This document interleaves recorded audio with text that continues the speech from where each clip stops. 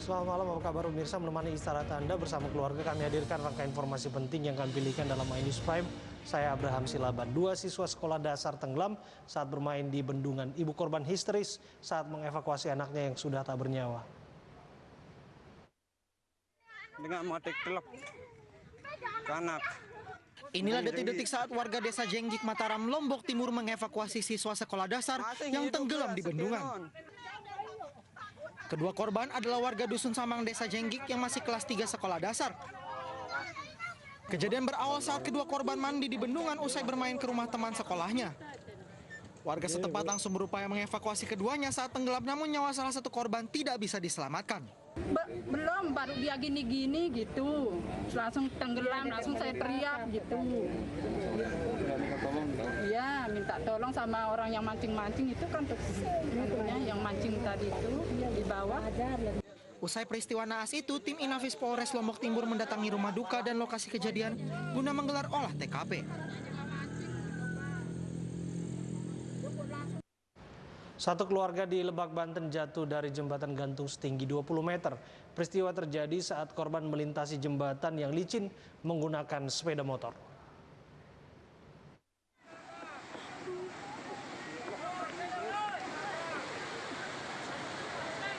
Seorang ibu beserta anaknya terjatuh dari jembatan gantung setinggi 20 meter yang terletak di Kampung Muhara, Desa Ciladen, Lebak, Banten. Sementara sang suami masih bergelantungan di bawah jembatan. Peristiwa ini terjadi saat satu keluarga melintasi jembatan menggunakan sepeda motor. Diduga kondisi jembatan yang licin mengakibatkan satu keluarga ini terperosok. Warga sekitar langsung mengevakuasi korban ke tepian sungai.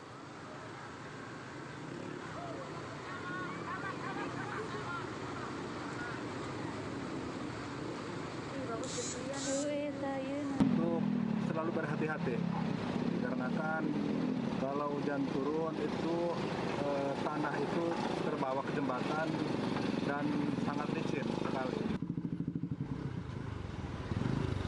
Jembatan gantung penghubung antar desa ini merupakan satu-satunya sarana bagi warga untuk menuju desa lain di Kecamatan Lebak Gedong. Kita nggak tahu. Untuk dapat melintas, warga harus bergantian. Warga terpaksa menggunakan jembatan gantung karena jembatan utama di Desa Muhara hancur setelah diterjang banjir. Hingga kini jembatan utama masih dalam perbaikan.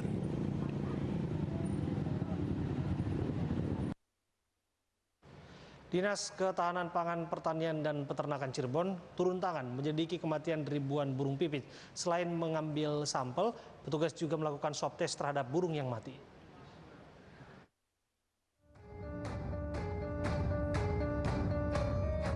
Ribuan burung pipit mendadak mati dan berjatuhan di halaman Balai Kota Cirebon, Jawa Barat. Menyikapi fenomena ini, Dinas Ketahanan Pangan, Pertanian, dan Peternakan Cirebon mengambil sampel dari sejumlah burung yang mati. Pengambilan sampel dan swab test guna menyelidiki keganjilan kematian mendadak pada burung-burung pipit ini. Pak, jadi nggak tahu penanganannya seperti apa nanti untuk kedepannya barangkali ada kasus lagi. Ini kasus yang pertama kali, Bu? Ini untuk di Kota Cirebon baru pertama kali sih. Sama nggak, Bu? Fenomena nggak, Bu? Jumlahnya cukup banyak ini. Ya. Masuk kategori fenomena nggak ini? Setahu saya sih ya baru kali ini sih fenomena. Mungkin di beberapa tempat juga udah ada kejadian ya. Di Jogja, di Bali juga sudah ada kejadian seperti ini. Tidak hanya di Cirebon, sebelumnya sejumlah burung pipit di Gianyar, Bali juga mati mendadak. Ribuan burung pipit ini mendadak jatuh dari sarang di atas pohon asam di area pemakaman adat.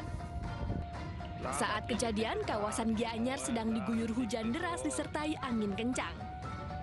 Balai Konservasi Sumber Daya Alam atau BKSDA Bali menduga fenomena tersebut dipengaruhi hujan asam.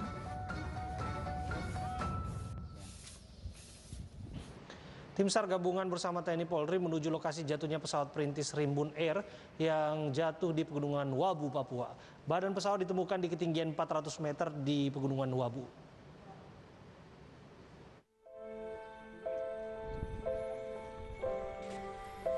Tim Tim SAR gabungan terdiri dari TNI, Polri, dan unsur terkait mulai bergerak menuju titik lokasi ditemukannya badan pesawat perintis rimbun air yang jatuh di pegunungan Wabu, Papua. Untuk menuju lokasi, tim terlebih dahulu menuju Bandara Bilogai dengan menggunakan pesawat rimbun air. Untuk selanjutnya menempuh jalan darat ke lokasi jatuhnya pesawat. Badan pesawat ditemukan hancur di ketinggian 400 meter di Gunung Wabu.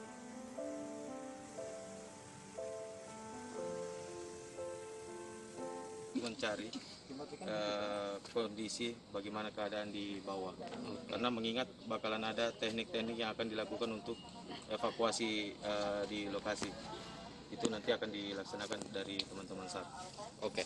Itu dari alatnya Basarnas, yaitu IE. Pesawat perintis rimbun air yang jatuh di pegunungan Wabu sebelumnya terbang dari Nabire menuju Sugapa, Intan Jaya dan hilang kontak pada pukul 7.30 waktu Indonesia Timur. Kru pesawat terdiri dari pilot H.A. Mirza, kopilot Fajar, dan mekanik Iswahyudi.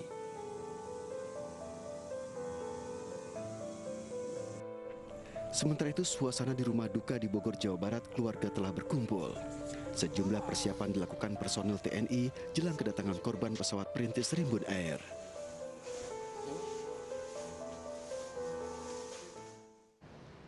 Tiga truk pengangkut kelapa melakukan konvoi ugal-ugalan hingga oleng di Jalan Kota Surabaya, Jawa Timur. Atas aksi membahayakan tersebut, polisi akan memberikan sanksi tegas kepada ketiga sopir truk.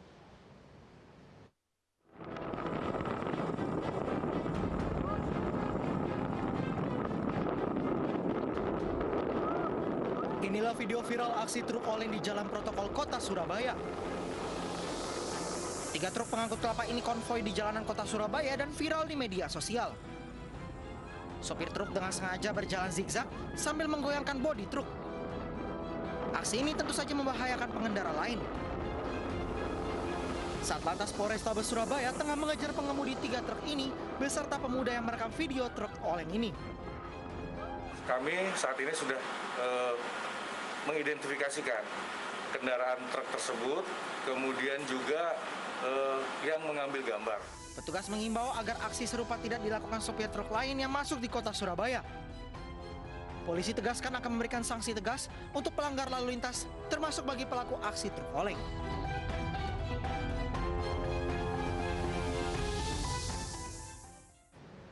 Dua meninggal dunia dan tiga lainnya kritis usai menenggak cairan hand sanitizer. Informasi tersebut adalah satu dari 5 berita pilihan hari ini.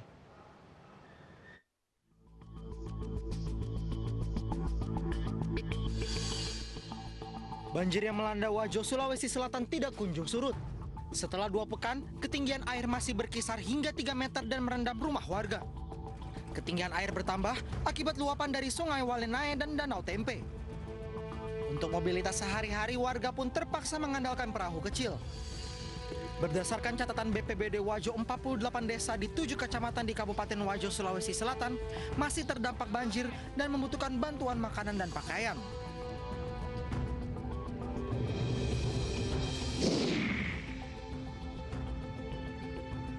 Sebuah mobil yang sedang mengisi bahan bakar tiba-tiba terbakar. Menurut pemilik mobil, api pertama kali menjalar dari bagian kap mobil. Warga dan petugas SPBU pun langsung menjauhkan mobil itu dari pompa pengisian agar tidak terjadi ledakan. Diduga peristiwa ini terjadi akibat adanya korsleting arus listrik dari bagian mesin mobil.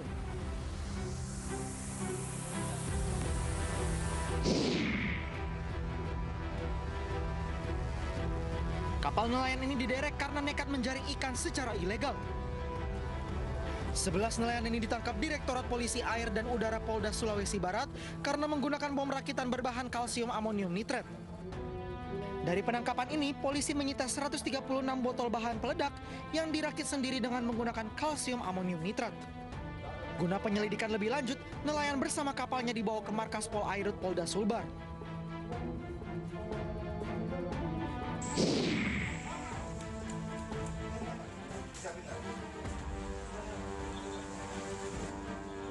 Sebuah kantor biro jasa travel di Bandar Lampung digerebek polisi karena kedapatan nekat membuat surat hasil antigen palsu.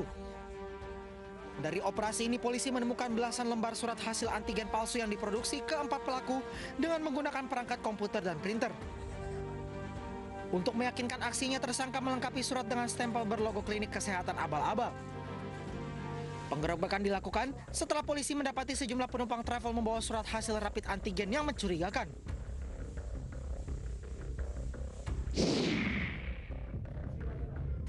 Inilah cairan hand sanitizer yang digunakan seorang remaja di Berau, Samarinda untuk menghabisi nyawa temannya.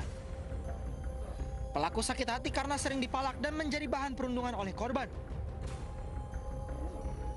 Dalam melancarkan aksinya, pelaku sengaja mengoplos cairan hand sanitizer dengan air putih untuk mengelabui korban. Kelima korban yang mengira cairan ini sebagai minuman keras pun tidak menaruh curiga dan langsung menenggaknya. Akibatnya 2 tewas di lokasi usai mengalami kejang, sementara 3 lainnya dirawat intensif.